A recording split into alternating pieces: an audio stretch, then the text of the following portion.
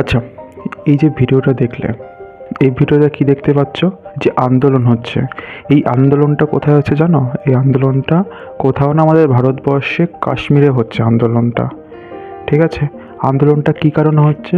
এর পিছনে একটাই কারণ, যে জানোই যে ইরানের যে সুপ্রিম লিডার যে আছে আলী খামেনি, তাকে মেরে ফেলা হয়েছে, সেই জন্য আন্দোলন হচ্ছে। তাকে মেরে ফেলার যেহেতু হয়েছে, সেজন্য একটা প্রোটেস্ট হচ্ছে। ঠিক আছে, কোথায়? ভারতের কাশ্মীরে হচ্ছে। তাহলে তুমি ভেবে দেখো, যে কি না আমাদের দেশের লিডার না, আমাদের দেশের সাথে সেরকম কোনো লিঙ্ক নেই, সে সমস্ত কোনো ও ছাড়া কোনো লিঙ্ক নেই, ট্রেড ছাড়া ইরানের সাথে সেরকম লিঙ্ক নেই। সেই দেশে সুপ্রিম লিডার মারা গেছে, সেই জন্য একটা মানুষ প্রোটেস্ট করছে। প্রোটেস্টে এসে ভাঙচুর কোথাকার করছে? ভারতের জিনিসপত্রই ভাঙচুর করছে, ভারতের রাস্তাঘাটেই ভারতের প্রপার্টি, আমাদের দেশের প্রপার্টি ভাঙচুর করছে। কেন? মারা গেছে ওই দেশের একজন সুপ্রিম লিডার, সেই জন্য। কেন? কারণটা কি? আচ্ছা, এদের দেখো, এদের মানে যে মনের থেকে যে কষ্ট, সেটা কখনো হয়নি। কখন? যখন কি না পেহেলগামে যে টেররিস্ট অ্যাটাক হলো, সেই অ্যাটাকে কিন্তু এত মানুষ, ভারতীয় মানুষ যে মারা গেছে, সে ভারতীয় মানুষ মারা গেছে, তখন কিন্তু এরা একবারও পর্যন্ত রাস্তায় বেরিয়ে আন্দোলন করেনি। সেই আতঙ্কবাদীদের, জঙ্গিদের বিরুদ্ধে আন্দোলন করেনি।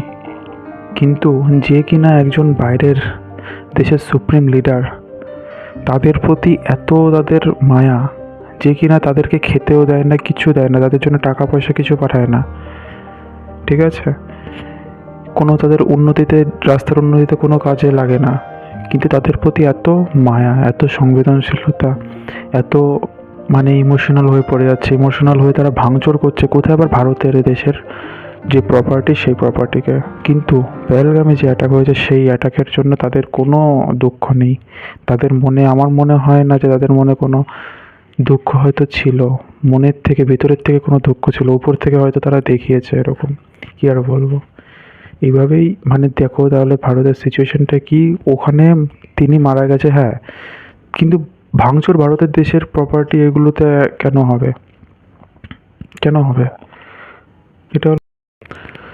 তারপরে দেখো, আবার দুঃখী কারা? দুঃখ সবার থেকে, ইরানের মানুষরা যতটা পরিমাণ দুঃখ, তার থেকে বেশি দুঃখ হলো ভারতের মানুষের। ইরানের মানুষ এতটা দুঃখ পাচ্ছে না, কেউ কেউ, হ্যাঁ, কেউ কেউ আবার বেশি পাচ্ছে, কেউ কেউ কিন্তু এতটা পাচ্ছে না। কিন্তু ভারতের মানুষের দুঃখ প্রচুর, ভারতের মানুষের প্রচণ্ড দুঃখ। ইরানের থেকে ভারতের মানুষের দুঃখ প্রচুর। ঠিক আছে, মানে দেখো মেন্টালিটিটা কোথায়।